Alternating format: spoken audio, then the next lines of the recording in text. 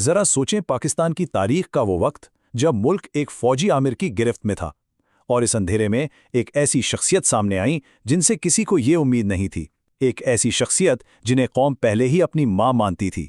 آئیے اس ڈرامائی ٹکراؤ کی کہانی کو سمجھتے ہیں۔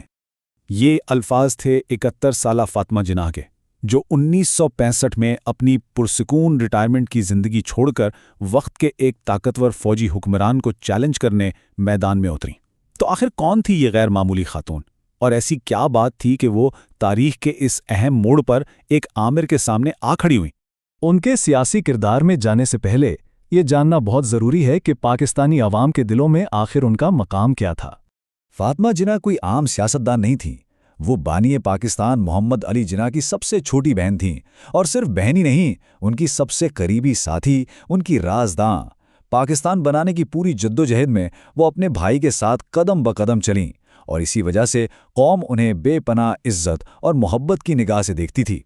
انہیں لقب ملا مادر ملت کا، یعنی قوم کی ماں، اور یہ صرف کوئی خطاب نہیں تھا، یہ ایک احساس تھا، ایک گہرا رشتہ تھا جو قوم ان کے ساتھ محسوس کرتی تھی، اور یہی وہ مقام تھا جس نے آگے چل کر انہیں ایک ایسی سیاسی طاقت دی جس کا کوئی مقابلہ نہیں کر سکتا تھا۔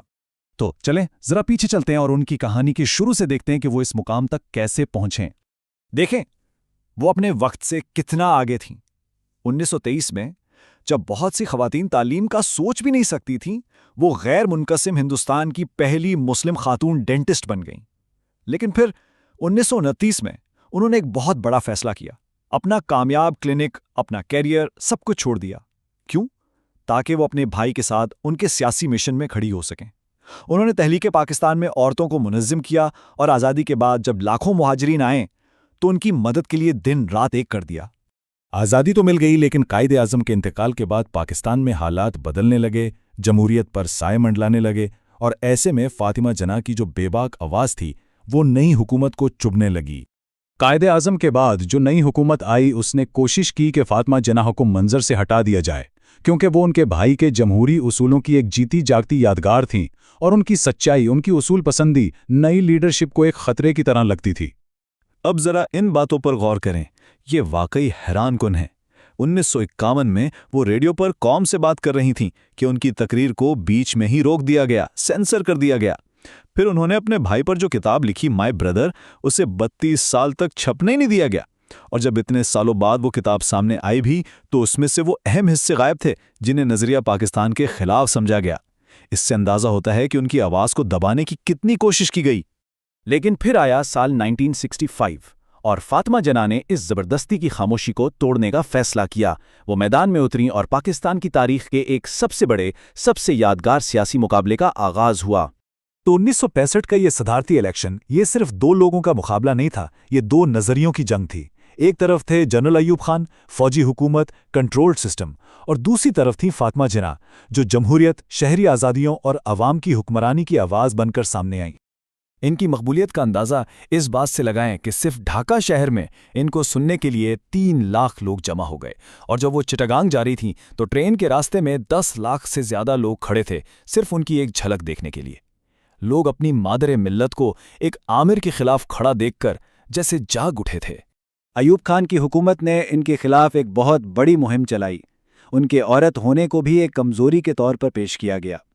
لیکن مزے کی بات یہ ہے کہ اس وقت کے جو بڑے قدامت پسند مذہبی رہنما تھے جیسے مولانا مودودی، انہوں نے بھی آمریت کو اتنا بڑا خطرہ سمجھا کہ فاطمہ جناح کی حمایت کر دی۔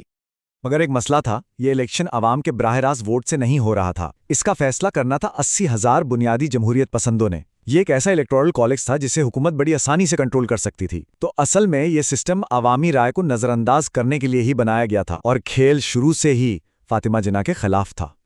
تو سرکاری نتیجے کیا ہے؟ ایوب خان کو تقریباً 50,000 ووٹ ملے اور فاطمہ جناح کو تقریباً 28,000۔ ایوب خان جیت گئے، لیکن ان نتائج پر ہمیشہ سوال اٹھائے گئے۔ ہر طرف سے یہی کہا گیا کہ الیکشن میں بڑے پیمانے پر دھاندلی ہوئی ہے اور سرکاری مشینری کا غلط استعمال کیا گیا ہے۔ الیکشن میں سرکاری طور پر تو وہ ہار گئیں، لیکن فاطمہ جناح نے ہمت نہیں ہاری۔ انہوں نے نتائج کو ماننے سے انکار کر دیا اور ایک تاریخی بات کہی۔ جناب ایوب خان کی یہ نام نہاد فتح آخرکار ان کی سب سے بڑی شکست ثابت ہوگی۔ اس ایک جملے سے انہوں نے واضح کر دیا تھا کہ یہ لڑائی ابھی ختم نہیں ہوئی۔ وہ الیکشن تو نہ جیت سکیں، لیکن تاریخ کی کتابوں میں ان کا نام ایک فتح کے طور پر لکھا گیا۔ تو آئیے دیکھتے ہیں کہ ان کی میراث آج ہمارے لیے کیا معنی رکھتی ہے۔ 1967 میں ان کا انتقال ہو گیا۔ ان کی موت پر بھی کئی سوالات اٹھائے گئے، لیکن ایک بات پر کوئی شک نہیں تھا، وہ عوام کے دلوں پر راج کرتی تھیں۔ ان کے جنازے میں تقریباً 5 لاکھ لوگ شامل ہوئے۔ یہ عوام کا اپنی ماں کو آخری سلام تھا۔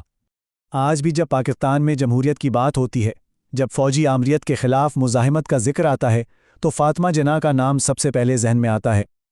ان کی 1965 کی وہ مہم آنے والی نسلوں کے لیے ایک مشعل راہ بن گئی۔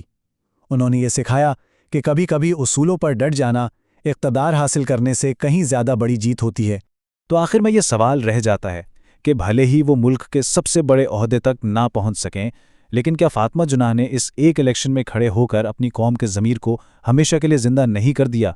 یہ ایک ایسا سوال ہے جو ان کی شخصیت کو اور ان کی جدوجہد کو آج بھی بہت اہم بناتا ہے۔